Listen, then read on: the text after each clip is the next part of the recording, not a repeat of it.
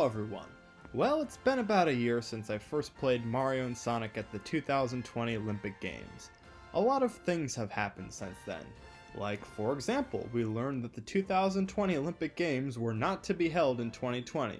Why? Well, you probably know why. Instead, they are holding the Olympics in 2021, this year. So just like the Olympics themselves, I guess I delayed my review of this game until 2021. Why? Well, mostly my own laziness. But I have completed the story mode now, so I can do a review of this game beyond good thing, bad thing.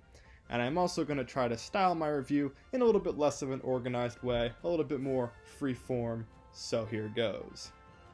The story mode is definitely presented as an important part of the game as it's the main single-player campaign. The story mode goes back and forth between the 1964 Olympics in Tokyo and the 2021 Olympics in Tokyo. Now, as a history buff, I do enjoy me some history. And in this game, we get it in the form of 8-bit Mario, Sonic, Eggman, and Bowser, as they are trapped inside a game machine with their goal being to unlock gold medals to get out. And on the 2020 side of things, Luigi and Tails are making sure the battery doesn't die inside the game machine.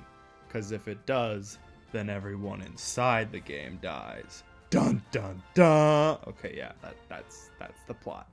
Now, the 1964 side has some really cool touches when it comes to the sound effects and graphics. They have an old-timey announcer guy commentating for each event in the 1964 games, and it's interesting. I find it enjoyable listening to him when I'm winning, and annoying when I'm losing. Let's just say that. The missions in story mode get harder as you go along, which obviously makes sense.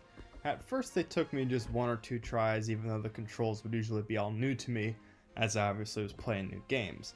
But towards the end, there were some gnarly missions. This includes volleyball, surfing against Rosalina, and running a marathon. Now, I found the marathon in particular to be interesting because you race against 67 other people, most of which are 8-bit Toad heads.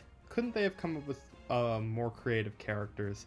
I don't know, I digress. The point is, the last mission shouldn't have been a 100-meter sprint in the 2020 variant. That was too easy anyway. I think the last mission should have been that marathon. It makes sense, I think. Throughout the story mode, you make your way to different points on both the 1964 and 2020 map. Wherever an exclamation point appears, that's generally where you travel in order to progress in the game. Now, while I love the concept of traveling back and forth between 1964 and 2020, let's just say the dialogue is quite cheesy. You only really need to move to wherever exclamation points are, as the many toads throughout each area have nothing constructive to tell you. And before you enter a match in story mode to obtain your gold medal or battery charge for the machine, you're treated to this kind of dialogue from your villainous opponent. "Oh, you think you can beat me? Let me see you try." It's basically some variant of this many, many times over.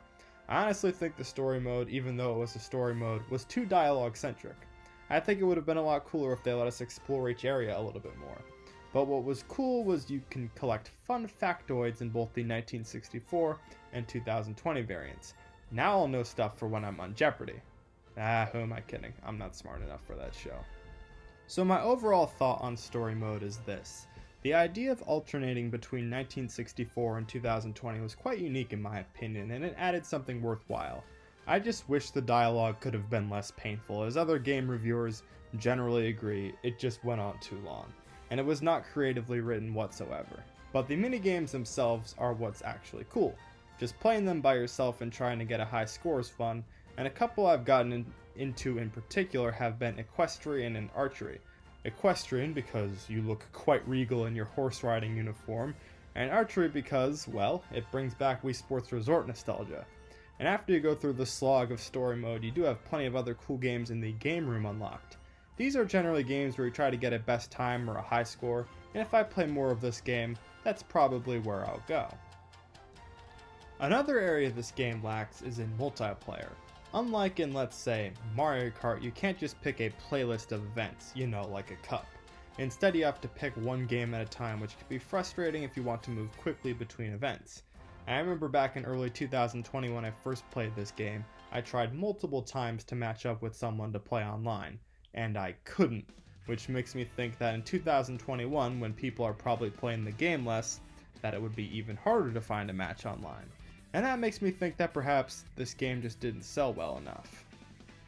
The music and graphics in this game, I will say, are quite charming. The music generally always seems to fit the event you're playing, and the boring dialogue is usually lifted up by some cheerful music. The graphics, of course, alternate between the 8-bit grittiness of 1964 and the HD world of 2020. But hey, at least back in 1964 they could actually hold the Olympics. Anyway, at least graphics and music-wise, it's the typical charm you'd expect from a Mario game, although this is like half a Mario game. Now, all the stadiums and events are pretty true to Tokyo, and I admire the attention to detail there, especially with the maps and everything. Flash forward a couple hours now, the Bucks are in the Super Bowl, which means Tom Brady is in the Super Bowl. That's sad. Off-topic thing, I know. Anyway, so while the story mode is kind of underwhelming, the minigame section is good. You have 24 different 3D selections to make from the 2020 games, and 10 2D options to choose from the 1964 games. And the character roster for 2020 is quite balanced with 10 Mario characters and 10 Sonic characters. And all I can say is I'm glad they didn't forget about the most important Mario character, unlike in Smash Bros. And even though I haven't played any Sonic games before, I must say I'm a fan of Vector the Crocodile. And many 2020 events also have their own special character to select, which is kinda cool. What would have been even cooler is if the special characters were allowed to play every game and we would have had a super expansive roster. But yeah, I guess that seems a bit far-fetched. But what could have been better was the 1964 character roster. I mean, why only 8 characters here? Is it one for each bit? Come on, I want my 8-bit Waluigi. I guess I can only find him in the original Super Mario Maker. So yes, there is replay value when it comes to the more fun minigames, and with 34 different games, there's bound to be some fun ones in the bunch. The true value to this game comes from the minigames, not exactly the cheesy dialogue and tedious progression of the story mode. So now that I have story mode beat, I do plan on setting some new high scores in minigames, but I don't know if that replay value goes much beyond a couple hours. So if you haven't gotten this game yet, I wouldn't say this is necessarily a game you've got to have. If it's a choice between this and Animal Crossing New Horizons, choose Animal Crossing. Choose Animal Crossing. And I'm saying that as a diehard Mario fan. So overall, I'd give this game a 6.5 out of 10. It's not a bad game by any stretch of the imagination, but the story mode, dialogue, and multiplayer drag it down. Now there will be plenty of other good things and bad things and reviews to look forward to on this channel. The next one I'm planning for next week, Captain Toad's Treasure Tracker. Bye bye.